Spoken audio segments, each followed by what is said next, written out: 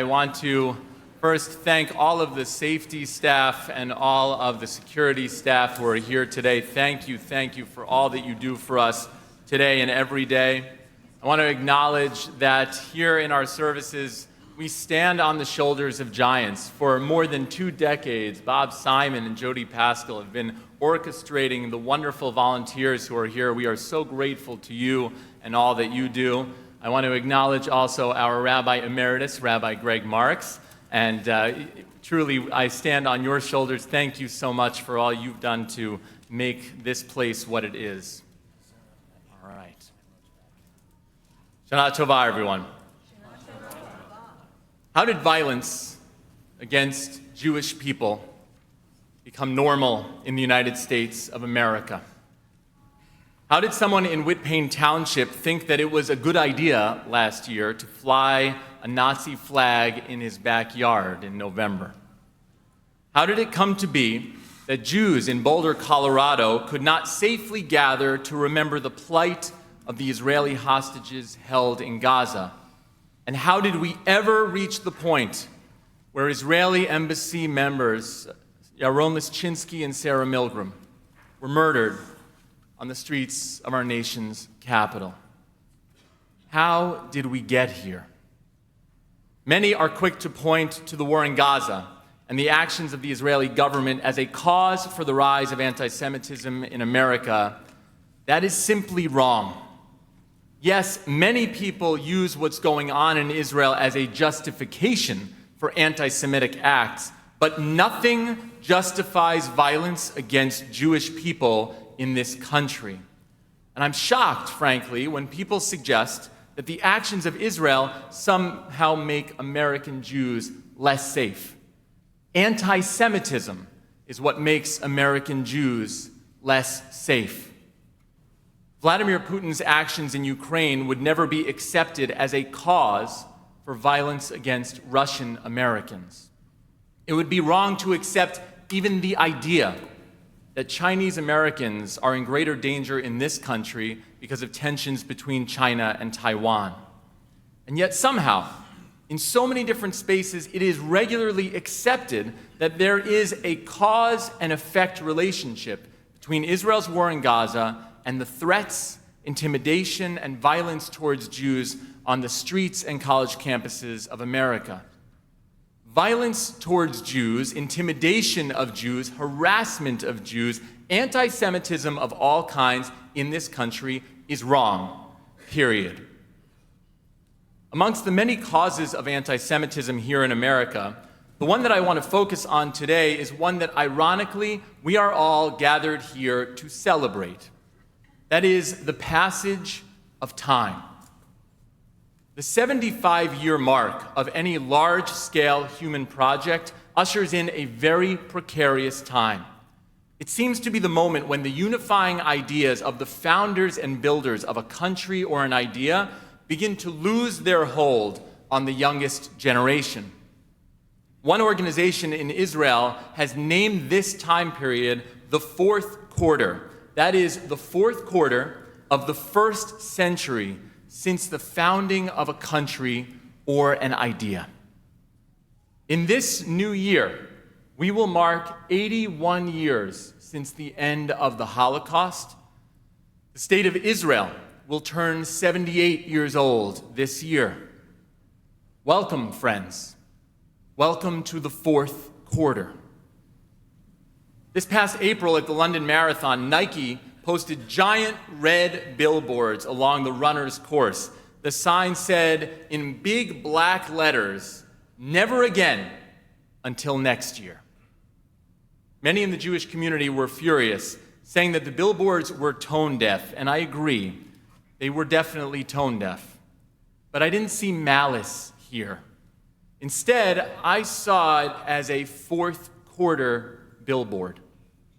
The Nike marketing team clearly was in a totally different headspace, and they appeared to me to be of a totally different generation. Nike was trying to capture the humor of marathon runners hitting mile 20 and swearing off marathoning. Never again. Only to cross the finish line, put a medal around their neck, go home, and sign up for next year's race. Clearly, that once unifying and hallowed phrase, never again, it's losing its potency for the next generation. In this fourth quarter of the first century since the end of the Holocaust, we are watching in real time a collective amnesia take hold of our society, a dangerous unlearning of the lessons of the Holocaust, and a forgetting of the Jewish story. Please understand, I'm not saying what Nike did was okay on any level. What I am saying, though, is that it is our job to learn from this. If we don't continue to actively remember and teach the lessons of our past, the consequences will be dire. To find our way in this fourth quarter of the first century since the Holocaust, we will need to continue educating the world about who we are, about the lessons we've learned, and we will need to continue telling our story, the Jewish story. But this comes with its own unique set of challenges, because we, the Jewish people, and those who love us, we are in another fourth quarter of our own. The state of Israel is now also in its fourth quarter of its first century, and its upcoming 78th birthday carries deep historical and frankly harrowing significance. Before 1948, the last sovereign Jewish state in the land of Israel was founded during the Maccabean Revolt, the story of Hanukkah. That monarchy, the Hasmonean monarchy, stood for 78 years. The previous unified kingdom before the Hasmoneans was the great biblical kingdom of King David and King Solomon, the ones we read about in our sacred texts. That monarchy lasted 80 years. This is not surprising that both Jewish kingdoms fell in the fourth quarter of their first century. And this phenomenon is hardly exclusive to Jewish governance. 249 years ago, about 25 miles down the road, our founding fathers in this country penned our Declaration of Independence.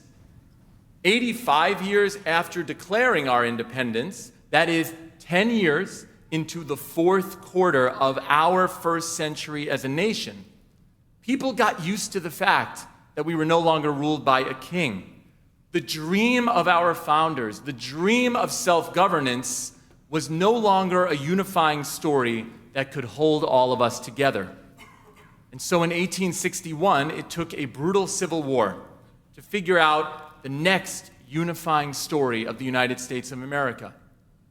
Lincoln's famous quote was one of those emerging narratives: "A house divided cannot stand."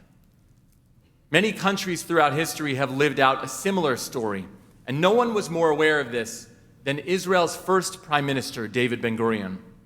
Once he was asked if he was pleased at the founding of the State of Israel in 1948. Here was his answer: "Ask me when the State of Israel is 75 years old, or when the children born then no longer meet Holocaust survivors or the founding generation. At that point, assuring the rightness of our path will require redefinition, not on what was, but on what will be." How did we get here? We got here at no fault of our own. We got here because this is where we are in history. History is calling upon us to find our next unifying story. And if we don't hold on to the lessons of our past as a united Jewish people, we're in big trouble. Within our Jewish community, in the midst of so much stress and anguish for Jews worldwide, we are seeing divergent narratives emerge from terms that used to unify us as a community. Today, even the phrase like "never again" can be controversial in our community. Some in the Jewish community apply this exclusively to us, to the Jewish people, that never again means that we are responsible to defend against any threats to the Jewish people. Others proudly take this to mean that since the Holocaust happened to us to the Jewish people. It's our moral obligation to make sure that this never happens again to any group of people. The same is true of the term Zionism today. Just look at how 77 years ago, Zionism and the creation of the State of Israel was largely a unifying force for American Jews and for the United States of America. Today, it is a very complicated topic that has splintered not only our American society, but it has splintered the Jewish people itself. We see articles from news outlets in this country discussing the large rifts in the American Jewish community. And if any of you, I'm sure many do, follow the Israeli news, you know that in the Knesset, Israel's parliament, there are many who have very different, sometimes even diametrically opposed definitions of what Zionism is, and have very different visions and ideas for what the state of Israel's future should be. This era of division is the inspiration for that Israeli organization that I mentioned earlier. It's called Riv'on HaRevi'i, the fourth quarter. It's an organization with the goal of bringing people together from all sectors of Israeli society with very different ideas about what Israel's story is today in 2025. The fourth quarter brings liberals and conservatives, religious Jews, Muslims, and Christians, and secular Jews, Muslims, and Christians together to talk to one another. And hopefully, sooner than later, through deeply listening to each other, to deeply listening to their narratives, and deeply listening not to just make your rebuttal next, but truly understanding someone's story, they hope to find Israel's next unifying story. Critics of this movement say, so what? What will come of talking to one another? I am not sure where their conversations will take them, and frankly, I don't think they do yet either. But I believe in their process, and so do they. If the Jewish people are going to tell our story to the outside world, if we're going to make sure that the lessons of the Holocaust do not get lost in this fourth quarter of the first century since the Holocaust ended, it is crucial that we, the Jewish people, find a unifying story for this moment in history. The establishment of that Israeli organization, the fourth quarter, I see it as a profound act of faith by its founders. It is an act that affirms their belief in the power of sharing stories and deeply listening to others. And it's an act that we can learn from and emulate here at Congregation Beth Or. Each time we walk into this building, each time we are together in any space, it is upon us to deeply listen to one another, to help each other tell our stories and give people the confidence to do so. Our future depends on it. One great step towards finding our story, and one crucial step in telling our story, is by doing what Rabbi Lefkowitz so wonderfully described last night in her sermon. We tell our story when we show up. Our presence in this building is an indicator of what matters to us, and being here shows who we are as individuals and as a community. It's the way by which we tell our story, not only to ourselves here, but to the outside world. The 27th day of the Hebrew month of Nisan is Yom HaShoah. Yom HaShoah is the date in the springtime that the state of Israel chose to remember the victims of the Holocaust and to remember the heroic resistors and fighters in that dark era of our history. This past year, we at Beth Or held a Yom HaShoah ceremony to commemorate the day, and it drew 12 attendees. Just as with the billboards at the London Marathon, I see no malice here. Rather, I see this past year's attendance as a fourth quarter statistic, because each new year that comes never again will fade farther and farther back into history. And even if we choose to commemorate the day as individuals, we lose something by not coming together as a community.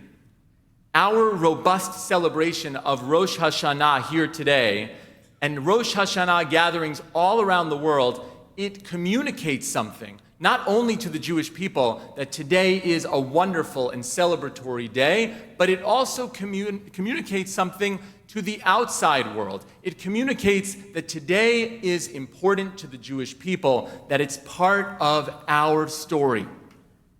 If we want phrases like never again to stay in the consciousness of our society, we can gather together to help make that happen too.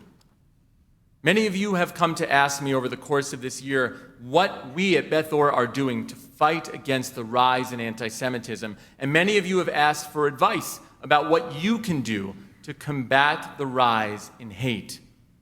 If you've been wondering what you can do to fight anti-Semitism, if the phrase never again means something to you, resonates with you, and you have a feeling that others might not hear that phrase the same way that you do, then I gently ask that you come here for our Yom HaShoah commemoration this year. My hope is that our community will draw a crowd on Yom HaShoah, Holocaust Memorial Day, that is as large as this amazing crowd gathered here today for Rosh Hashanah. Yom HaShoah begins on Monday evening, April 13th, 2026.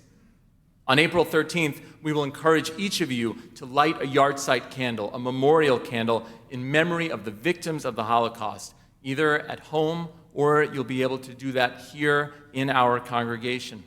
Our Beth Or Brotherhood, every year, they are amazing, and they hand out yahrzeit candles. You can get your yahrzeit candle right here to mark the day. The next day, on April 14th, 2026, we're going to do a reading of the names here at Beth Or. We will read the names of the victims of the Shoah. I encourage you to come and read names. I encourage you to say that never again resonates with you, not only with words, but with action, by showing up here. For many hours, we will read names of the victims of the Holocaust on that day, and in the evening of April 14th at 7 p.m., we'll hold a ceremony to mourn that horrible era in our history together. Whatever our story will be in this fourth quarter, we cannot afford to let the lessons of the Holocaust disappear. I want you to know that I have taken your concerns about the rising wave of anti-Semitism very, very seriously. Hearing about all of the incidents in our area, nationally, globally, it has been such an unsettling time for all of us. And at times it feels like there's absolutely nothing we can do. But we can do this. We can be together, and we can hold strong against the challenges of our world. It is up to us to push back against the rising wave of anti-Semitism in this fourth quarter. We must do our part in making America safe for Jewish people. I recognize that gathering again this spring for Yom HaShoah will not solve all of our problems magically. Please know that I am also not suggesting that it's because we haven't been gathering that all of this is happening in the world. I'm not saying that there is a solution to anti-Semitism, but I do believe that our distance from the end of the Holocaust is significant, and the battle against the rising hatred towards Jews is essential. We have to start somewhere. Gathering together this spring will be a great step towards pushing back against this swell of anti-Semitism in this country, and it would help us boldly declare that the lessons we learned from this bleak era of history, the era that is now 81 years away, we will declare that it will always be a part of our story. There's a legend about the Emperor Napoleon. The story goes that he was once passing through a town in his empire, on the evening of Tisha B'Av, the day when the Jewish people commemorate the destruction of the holy temples in Jerusalem. Napoleon happened to be walking by a synagogue, says the legend, and because of that, he was able to hear weeping and crying from inside the sanctuary. Curious and very worried, Napoleon entered the synagogue and saw Jews sitting on the floor, chanting dirges and going through rituals of mourning. He asked them, "What happened here? Why are you mourning? Did something happen in my empire that I should know about?" The The Jewish people replied, "Tonight, we've gathered here to remember the destruction of the holy temples and our exile from Jerusalem." "When did this destruction take place?" Napoleon asked. "Nearly 2,000 years ago," they said. Napoleon paused, astonished. Legend goes that he told the people in that synagogue, "A people who can remember their sorrows for so long will surely one day see their redemption and a return to their land." May this new year, 5786, be the year we commit to battling anti-Semitism through action, by showing up here, by remembering together on Yom HaShoah, and by finding our next stories that will propel us into the future with resilience, with unity, with strength. Shana Tova.